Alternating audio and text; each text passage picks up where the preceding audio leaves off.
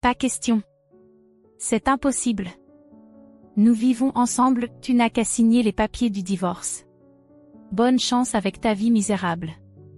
Je suis restée là, figée, tenant le téléphone après que l'appel ait été brusquement coupé. L'avocat n'a pas pu retenir son rire. Olivia le regarda, confuse, tandis qu'il essuyait ses larmes avec un mouchoir. Je m'appelle Karen, et je suis PDG. Je suis mariée à mon mari, James, depuis 3 ans. Nous n'avons pas d'enfants, nous sommes tous les deux tellement occupés par le travail, souvent même les week-ends, que nous avons à peine le temps de discuter longuement. En général, nous nous croisons juste, alors nous essayons de synchroniser nos emplois du temps pour partir en voyage à l'étranger pendant nos longues vacances. Une fois par an, mais c'est quelque chose que nous attendons tous les deux avec impatience.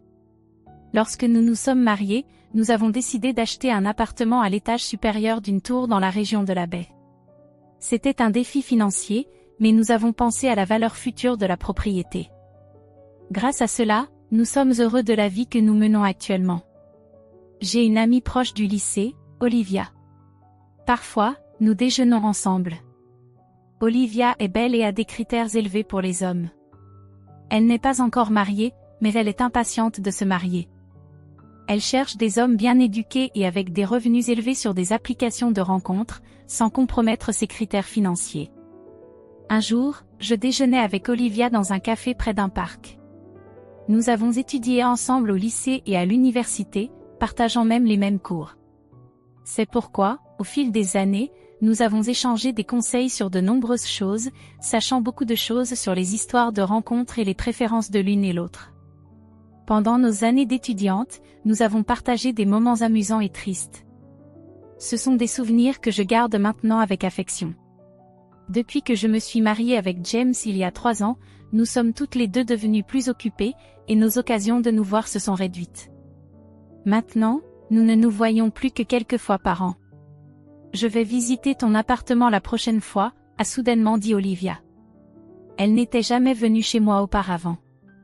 Ce week-end, elle est venue. J'ai remarqué qu'elle était impressionnée, même par l'interphone à l'entrée. Dès que j'ai ouvert la porte, Olivia semblait fascinée. Waouh! Cet endroit ressemble à un manoir, et cet ascenseur était tellement long.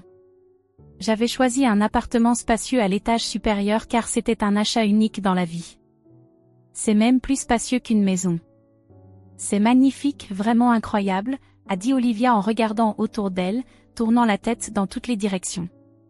Emplacement idéal et un étage élevé dans un immeuble comme celui-ci, ça doit coûter une fortune, a commenté Olivia avec un sourire astucieux. Oui, on peut dire que c'est un condominium d'1 million de dollars. Il y a aussi une excellente sécurité, ai-je répondu. Mais Olivia m'a interrompu, réagissant uniquement à l'expression « condominium d'1 million de dollars ». Ça doit coûter plus d'1 million. Ton mari doit gagner beaucoup, a-t-elle dit, les yeux écarquillés de surprise. C'était tellement typique d'Olivia. Elle avait toujours des critères élevés pour les hommes, surtout en ce qui concerne les revenus. Le salaire de James est bon pour son âge, je suppose, ai-je répondu vaguement. Je trouvais ça déplacé d'être trop explicite. Olivia a fait une expression qui semblait insinuer une raison cachée. Je peux utiliser les toilettes, a-t-elle demandé en sortant du salon.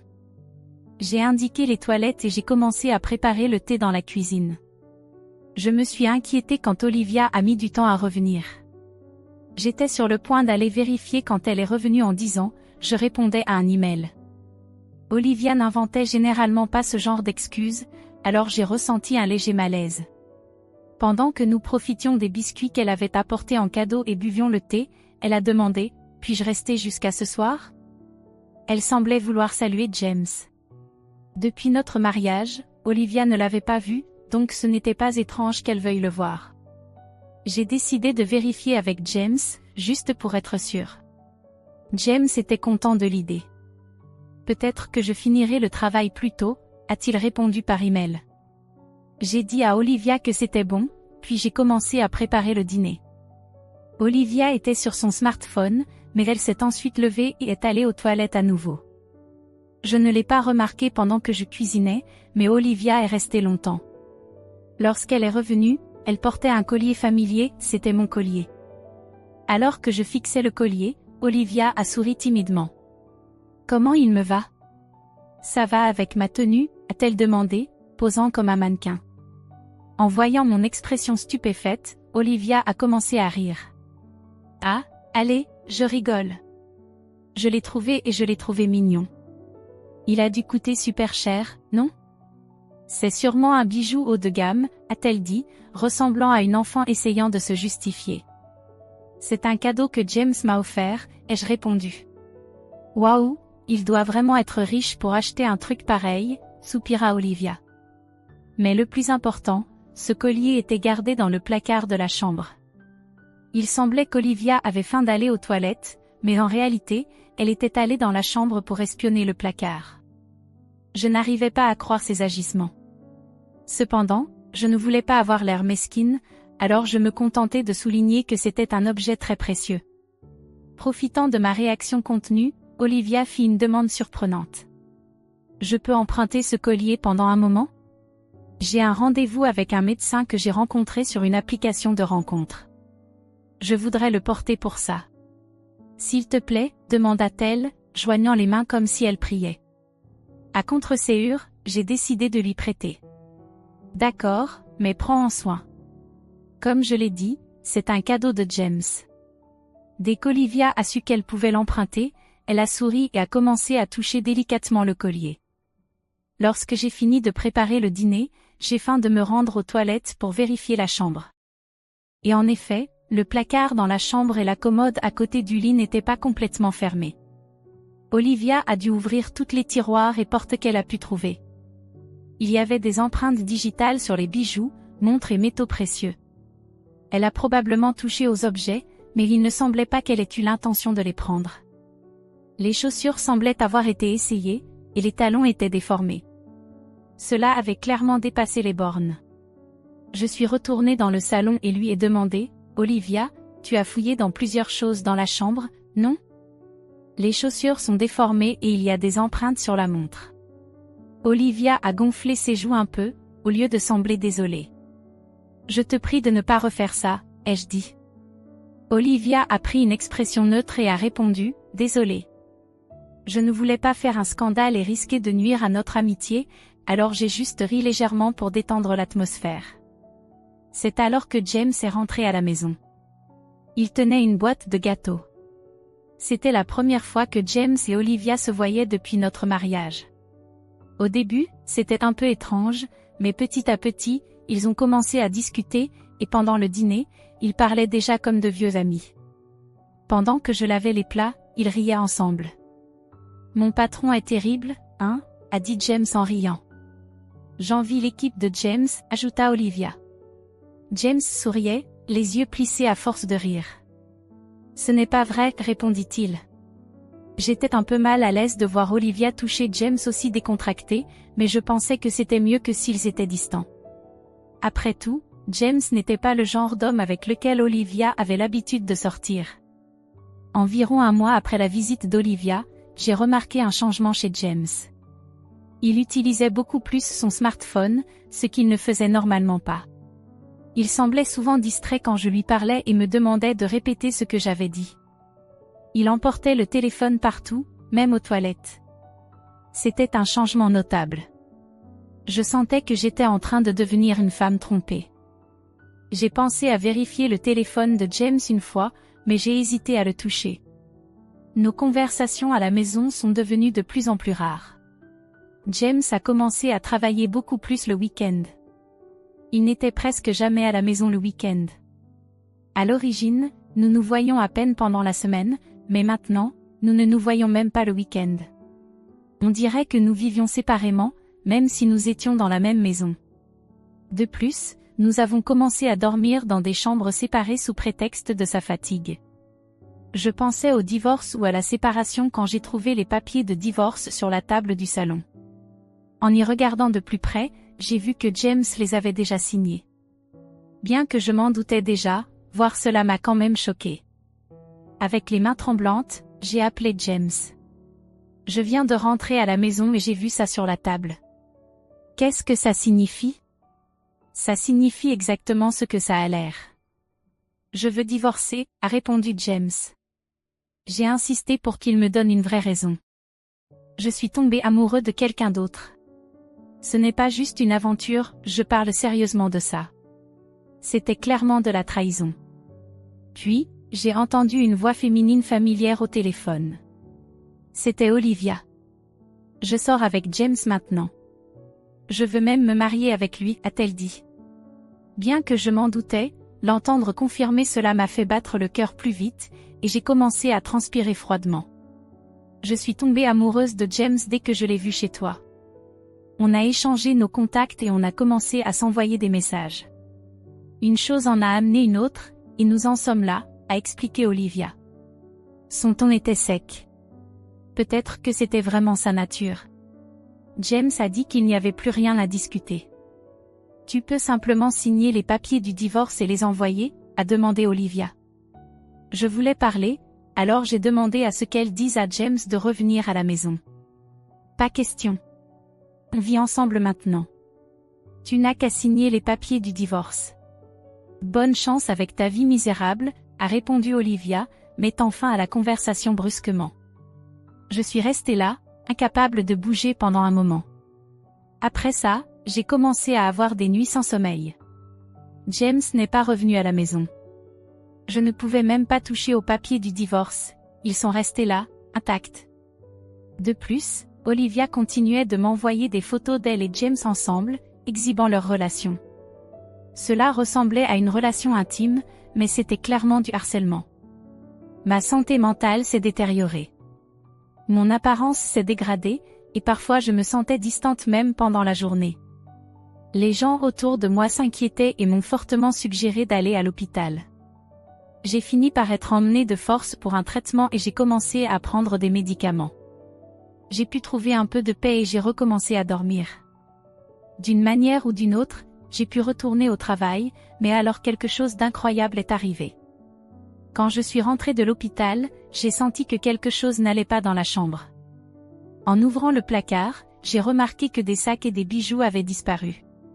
Le nombre de bijoux et de montres sur la commode était également incorrect. Il n'y avait qu'une seule personne qui pouvait avoir fait cela. Pourquoi ferait-elle une chose pareille?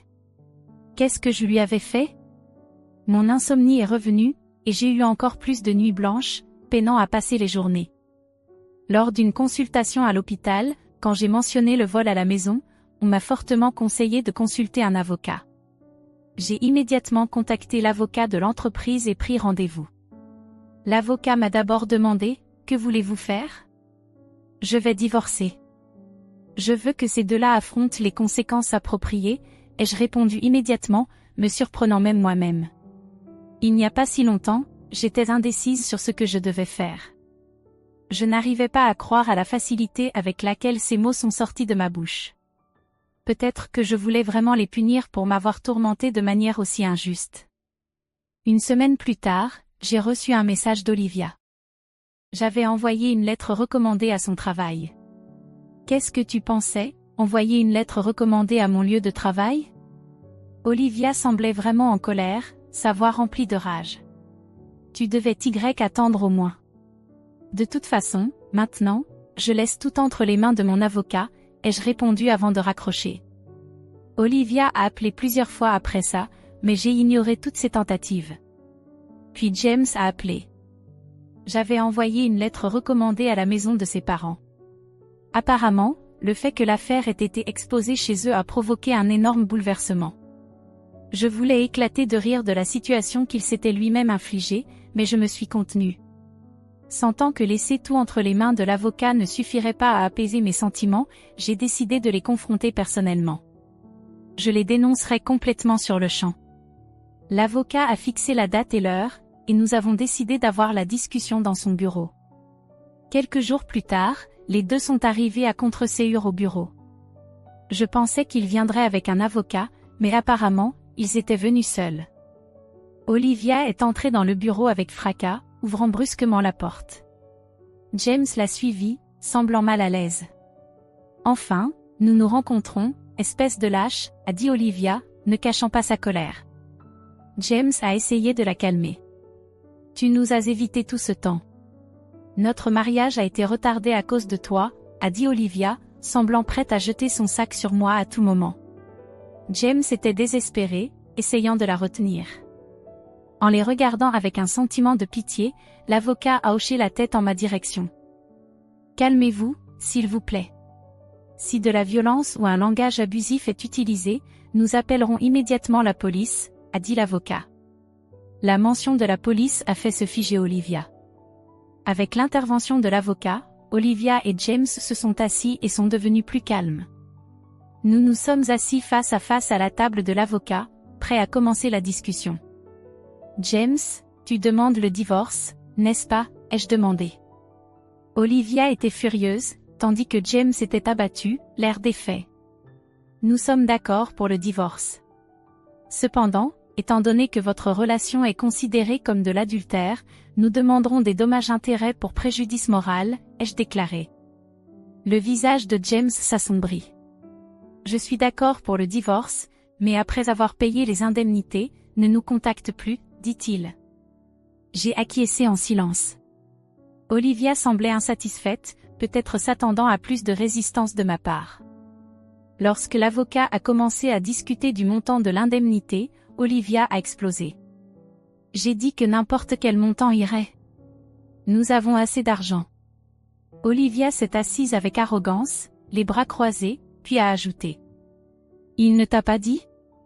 James est le président d'une entreprise de bijoux avec un revenu annuel de 3 milliards de dollars. James a frénétiquement levé les yeux, essayant de retenir le bras d'Olivia. Les indemnités pour adultère ne sont rien pour nous. Je donne même une part équitable des biens, a continué Olivia, visiblement excitée, le visage rouge. James s'est efforcé de la calmer, mais Olivia a repoussé sa main et a continué. Toi, tu as à peine de quoi survivre avec ton salaire, non ? Elle a rigolé avec moquerie. L'avocat a éclaté de rire, ne pouvant se retenir. Olivia l'a regardé, l'air confuse. L'avocat, s'essuyant les larmes avec un mouchoir, a dit, en réalité, la présidente, c'est Karen. Olivia est restée bouche bée, les yeux écarquillés. James baissa la tête, tremblant légèrement. James n'est qu'un employé ordinaire, sans poste de direction dans l'entreprise de Karen. Je suis l'avocat d'entreprise de Karen, a-t-il déclaré. Qu'est-ce que tu dis ? Tu es vraiment avocat ? Les avocats peuvent mentir, demanda-t-elle. L'avocat répondit calmement, pourquoi ne demandes-tu pas à James, qui est à côté de toi, si ce que j'ai dit est un mensonge ? Pendant ce temps, James n'a fait que mordre sa lèvre, regardant vers le bas. Olivia, de plus en plus nerveuse, a saisi les bras de James et a commencé à les secouer. Tu as dit que tu étais le président d'une entreprise de bijoux qui fait 3 milliards de dollars. Ce n'est pas un mensonge, n'est-ce pas ? James est resté silencieux. Il couvrit son visage de ses mains, émettant des gémissements inaudibles. Olivia, désespérée, a serré encore plus fort ses bras, répétant, « Réponds. » Ce n'est pas un mensonge, n'est-ce pas ? Finalement, James a murmuré d'une voix rauque, « Désolé. » La pièce est tombée dans un silence profond. La force d'Olivia semblait l'abandonner, et ses mains, qui tenaient James, sont tombées sans vie. Tu as dit que tu étais le président d'une entreprise qui fait 3 milliards de dollars par an, murmura-t-elle presque pour elle-même. Le simple « désolé » de James plongea Olivia dans le désespoir. Tremblante, elle se leva.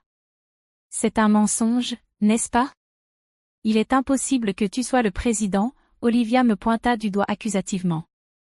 Pourquoi je ne savais pas cela, après tout ce qu'on a partagé ? Je parlais calmement à Olivia, comme si je la guidais. Ce n'est pas parce que nous nous connaissons que je te raconte tout, surtout que tu étais tellement obsédé par l'argent. Je n'avais jamais l'intention de te le dire. Je la regardai droit dans les yeux, sans détourner le regard. Olivia semblait perdre toute son énergie et s'affaissa dans sa chaise. Alors, cette maison ? Bien sûr, la maison est à mon nom, donc c'est James qui devra partir, continuai-je. Olivia resta silencieuse, et James continua de tenir sa tête. Il savait probablement qu'il ne voulait pas venir ici, il savait que cela allait arriver. Mais s'il n'était pas venu, les choses auraient été pires. De toute façon, maintenant, C'est l'enfer pour lui. L'avocat commença à présenter les preuves que j'avais rassemblées. Ces photos de James et d'Olivia ensemble, ce sont les photos qu'elle m'a envoyées sur mon téléphone, maintenant imprimées. L'avocat posa un dictaphone sur la table et joua une conversation enregistrée. James baissa les yeux, des larmes tombant sur ses pantalons. James et Olivia restèrent silencieux. « Tu penses que c'est fini? Tu as cambriolé la maison quand Karen n'était pas là et tu as volé plusieurs objets, non ?» dit l'avocat calmement. James semblait choqué, apparemment ignorant cela. « De quoi tu parles, vol ?» demanda-t-il. Olivia mordilla sa lèvre inférieure, ses mains tremblantes. « Non, ce n'était pas moi. »« Je ne sais rien, » dit-elle. L'avocat posa une tablette sur la table et lança une vidéo. On y voyait Olivia entrer dans la chambre, prendre des sacs et des bijoux, et les mettre dans son sac. Olivia écarquilla les yeux en voyant les images. « Qu'est-ce que c'est? Pourquoi tu m'enregistres? C'est pas de la surveillance illégale, demanda-t-elle. James couvrit son visage de ses mains. Dans notre maison, nous avons toujours eu des caméras de sécurité. Je commençais à avoir mal à la tête avec leurs arguments ridicules. Pourquoi tu ne m'as pas dit ça avant? Demanda James. Tu as utilisé ma clé sans permission. Je voulais ces choses. C'est de ta faute si tu ne me les as pas achetées, répliqua TL. Ils continuèrent à discuter, nous ignorant. L'avocat et moi restions là, incrédules. S'il vous plaît, gardez vos discussions pour plus tard. Quant à ce vol, nous allons déposer une plainte, dis-je. Olivia sembla paniquer à la mention de la police. Police? C'est un peu exagéré, non? Je n'ai pris qu'un truc à une amie, protesta TL. Je ne t'ai jamais donné la permission de prendre quoi que ce soit, répondis-je calmement. De plus, tu n'es pas mon amie, tu étais juste une collègue de classe. C'est pourquoi je vais porter plainte. Olivia sembla se rendre compte qu'elle était perdue, et son attitude devint sombre. Ne fais pas ça. Je vais payer pour ça, je vais compenser. S'il te plaît, ne contacte pas la police, commença Olivia à s'agenouiller et à s'excuser. Je la regardai et dis froidement, tu vas compenser, mais la valeur de ce que tu as volé est supérieure à ton revenu annuel. Es-tu sûre de cela? Olivia resta sans voix. Et il y a aussi la question de la pension alimentaire, ajoutai-je. Olivia se tourna vers James, suppliant, la voix étranglée par les larmes. Tu vas payer, non? Même si tu n'es pas le président, tu gagnes encore bien, non? James resta silencieux, baissant les yeux. Il ne peut pas payer, car il est sur le point d'être renvoyé, expliquai-je. James leva les yeux, surpris. Exactement. Depuis qu'il est parti de la maison, James n'est pas revenu travailler. De plus, avec toute cette confusion, des plaintes ont déjà été faites par son patron, continuai-je. James semblait sur le point de s'effondrer. Mais il y a toujours la division des biens, non? Je vais payer avec ça, dit Olivia. Cependant, cela n'était pas possible. Karen et James avaient un contrat prénuptial concernant les biens. Tu n'as rien entendu de James, n'est-ce pas? Il ne t'a jamais raconté les vérités gênantes, dis-je, le regard plein de mépris en direction de James. L'avocat posa le contrat sur la table. Le contrat stipulait que si le mariage durait moins de 5 ans, aucune des parties ne pouvait revendiquer les biens de l'autre. Actuellement, ils étaient dans leur 3e année de mariage. Olivia tenta de saisir le document, comme pour le déchirer. Tu devrais manipuler ce document avec soin. C'est un acte notarié, et tu pourrais être tenu responsable légalement si tu l'abîmes, la prévins-je. À la mention d'un crime, Olivia s'arrêta. Elle se tourna alors vers James, suppliant, d'une voix découragée. James, tu as des économies, non? Utilise-les pour payer. James regarda Olivia avec des yeux remplis de ressentiment. Quelles économies? Tu as toujours voulu du sushi, manger dans des restaurants chers, si, ça. Comment pourrais-je avoir des économies? Il semblait aussi avoir des dettes provenant de sources douteuses. Les épaules d'Olivia s'affaissèrent. C'était une scène lamentable. L'apparence glamour qui faisait autrefois tourner les têtes des hommes avait disparu. C'était le résultat des graines qu'elle avait elle-même semées. Il restait là, épuisé et perdu, murmurant, « Ce n'était pas censé se passer comme ça, que vais-je faire maintenant ?» Je décidai de laisser le reste aux soins de l'avocat et me lever pour partir. Olivia, l'argent n'est pas quelque chose que l'on vole aux autres. C'est quelque chose qu'on gagne avec des efforts. Après cela, le divorce fut réglé sans encombre. J'ai renvoyé tous les biens de James à ses parents. Les parents de James se sont excusés et m'ont même envoyé une lettre d'excuse. Olivia a été interrogée par la police pour entrée illégale et vol. Mon dépôt de plainte a conduit à une enquête, et Olivia a été arrêtée après avoir avoué sa culpabilité. La moitié des objets volés avaient été vendus, mais j'ai récupéré le reste. Malgré la malice de ses actions, son repentir et son intention de compenser suggéraient qu'elle pourrait recevoir une peine avec sursis. Cependant, Olivia avait d'autres crimes. Il a été révélé qu'elle volait des hommes rencontrés sur une application de rencontre, ce qui entraînerait probablement une peine de prison. Il n'est donc pas surprenant qu'elle ait réagi si vivement à la mention de la police et du crime. James n'a pas pu vivre dans l'appartement d'Olivia et a déménagé dans un appartement de 2 chambres en périphérie de la ville. Il cherche un emploi, mais ses absences inexpliquées et son attitude négative lors de son dernier poste rendent sa réembauche difficile. Pour l'instant, il s'en sort avec des emplois temporaires. Après le divorce, je me suis concentrée sur le travail. Je suis maintenant en train d'étendre la ligne de bijoux de notre entreprise en Europe. L'idée est née après un voyage en Europe que j'ai fait pour faire une pause de tout. Pendant ce voyage, j'ai eu l'opportunité de partager un verre de vin avec le propriétaire d'une bijouterie en Suisse. Nous avons discuté passionnément des designs de bijoux. Je m'entends très bien avec le propriétaire, et il a accepté d'exposer les bijoux de mon entreprise dans sa boutique. Le propriétaire est un homme merveilleux qui, peut-être à cause de son propre vécu avec le divorce, comprend mon cœur. Pour être honnête, je me concentre sur les ventes en Suisse en partie pour le voir. Il se pourrait que je mélange affaires et plaisir, mais je pense avoir mérité ce bénéfice après tout ce que j'ai traversé.